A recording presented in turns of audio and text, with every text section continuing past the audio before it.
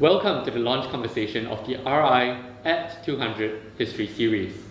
My name is Theophilus, I'm an alumnus of this school, and I spent some really special years here between 2007 and 2012. But that's just a fraction of the nearly 200 years now that RI has been around. We have a community here that has experienced some of the biggest changes of the last 2 centuries, including, yes, more than one pandemic. And they weren't afraid to tell us about it in their own words. Now, a few days ago, together with a team of fellow alumni, we launched the RI at 200 History Series to recapture some of these stories from the archives. By reflecting on those stories from our vantage point on this side of history, what we hope to do is to renew and yes, revise a little bit of what we know of the history of this school, as well as the city that nurtured it. Now, the series has launched with 4 articles on the school website. And if you've read them, you'll be just as excited as I am this morning to be in conversation with Clarice Chi, who has written a 3-part history of girls in RI.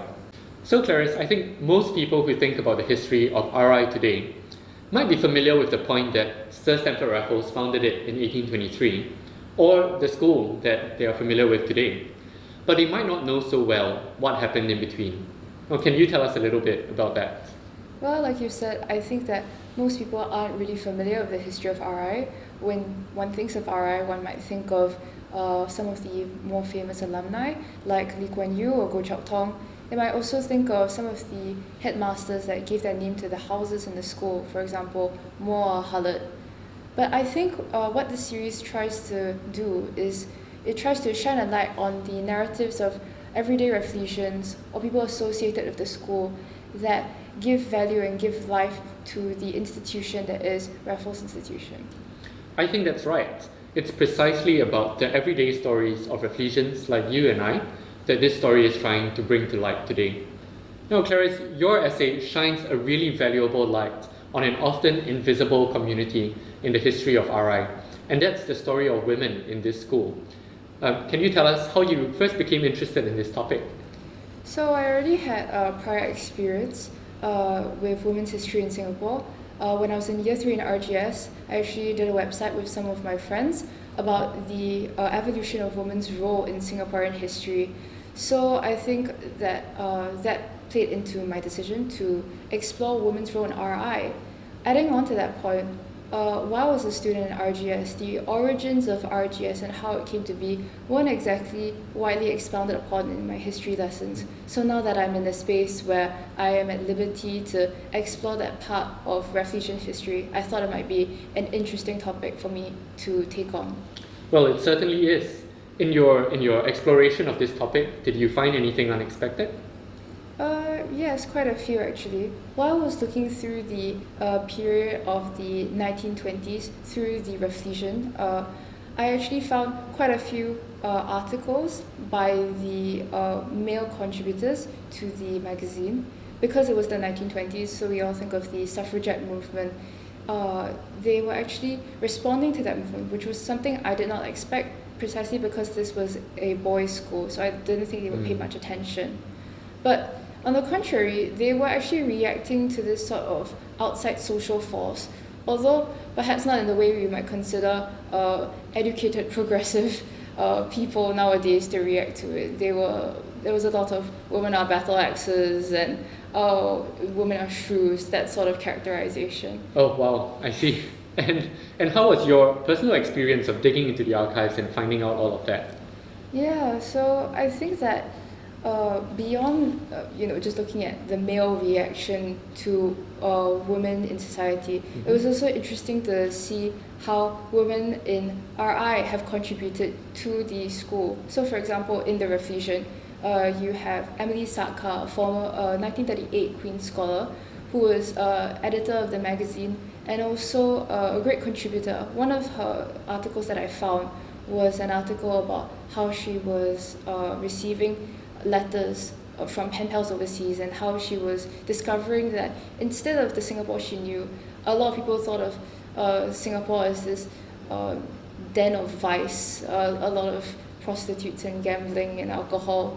So it was interesting to look at that and look at how these interactions between different people play into the history of Singapore.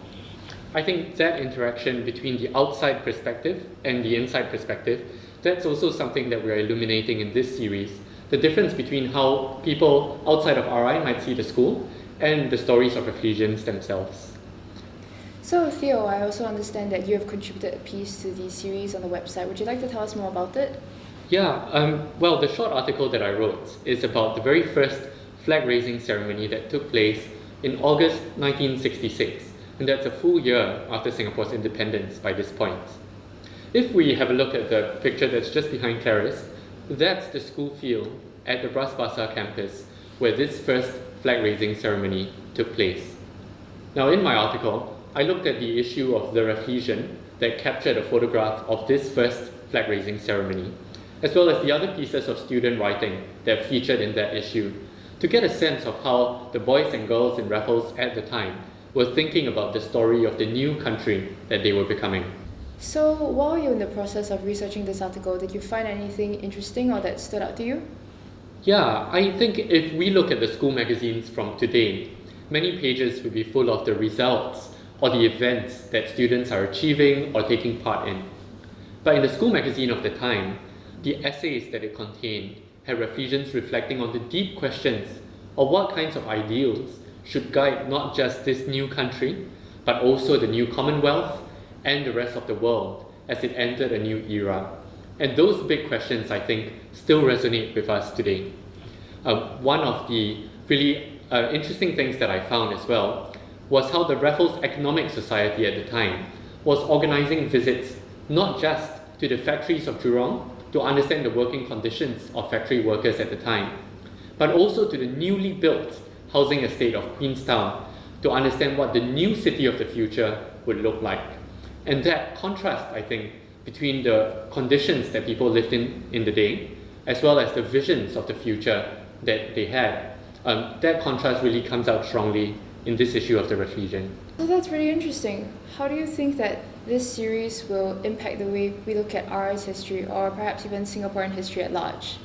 Well, I'm really excited for the rest of this series because I think the stories that we're discovering, whether that's in your research of women's history in RI or the other contributors looking at different periods of the school's history, those really shine a light, not just on what happened in this school community, but the wider city that was turning into the Singapore we know.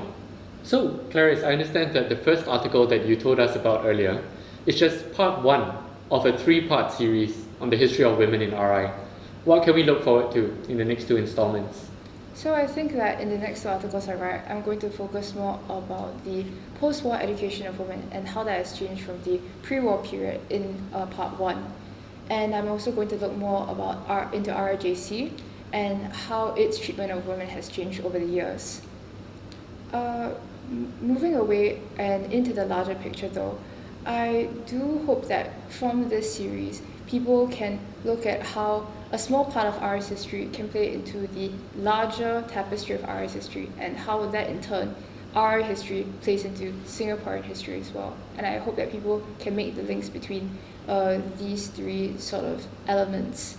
And one of the reasons why I felt that it was so interesting and important to me to take up this project was because that before I even came into the Raflesian family of schools, I heard a lot from my family and from even strangers about RI in the Singaporean consciousness.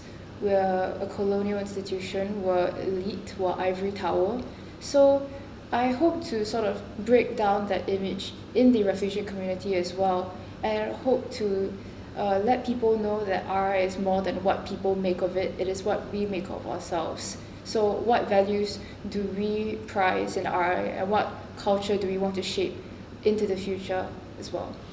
I'm really glad that you brought this up because it brings us back to something written by the editorial committee of the Raflesian back in that year, 1966. The editorial team at the time was led by Mr. Peter Chan, who would many years later become chief executive of the Housing and Development Board. And he wrote at the time that true national consciousness must be actualized by a bond of sympathy, not just between individual Raflesians, but also between individual Singaporeans who understand one another as human beings with common needs. And I think this series that looks at all of these everyday stories of Raflesians and Singaporeans at different points in history will point us towards that kind of greater understanding. So thank you so much for joining us for this conversation today. And to everyone who's tuning in, thank you for listening in. If you have a story about Raflesian history that you want to tell, please do get in touch at the email address that will be below this video. And do also look out for the rest of the articles as they are posted online between now and 2023, which is when RI celebrates its 200th birthday. Now, along with the rest of my editorial team, Junyan, Shanzhi, and Sean, I want to thank you all for being part of this story.